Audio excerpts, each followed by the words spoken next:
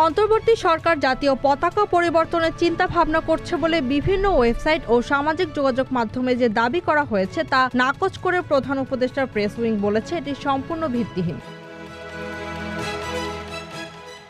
CA press wing fact তার verified Facebook পেজে উল্লেখ করেছে বিভিন্ন ওয়েবসাইট ও সামাজিক যোগাযোগ মাধ্যম যেমন এক্সে বাংলাদেশের অন্তর্বর্তী সরকার জাতীয় পতাকা পরিবর্তনের চিন্তা ভাবনা করছে বলে মিথ্যা তথ্য ব্যাপকভাবে ছড়ানো হয়েছে।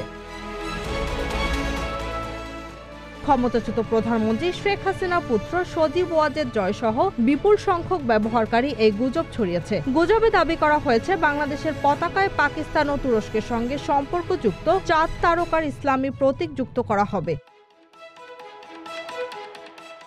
প্রেস উইং জানায় ডিজিটালভাবে তৈরি একটি কল্পিত পতাকার ছবি ভাইরাল হয়েছে, যার ভিউ সংখ্যা প্রায় 10 লাখ এবং এতে ব্যাপক সাড়া পড়েছে বিশেষত পাকিস্তান, তুরস্ক ও মধ্যপ্রাচ্যের দর্শকদের মধ্যে। প্রেস উইং বলেছে যে তথ্য হয়েছে তা সম্পূর্ণ মিথ্যা।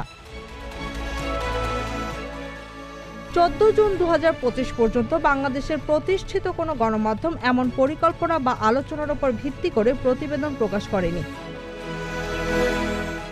ফ্যাক্ট চেক জানায় এই বিষয় নিয়ে জাতীয়ভাবে কোথাও আলোচনা হয়েছে এমন কোনো ভিত্তি নেই, কিংবা দেশি বা আন্তর্জাতিক নির্ভরযোগ্য কোনো সংবাদ মাধ্যম এই পদক্ষেপের কথা কোথাও উল্লেখ করেনি। এই ভুয়া প্রতিবেদনটিতে কোনো তথ্যসূত্র, প্রমাণ বা যাচাইযোগ্য উৎস নেই। Z news, Dhaka.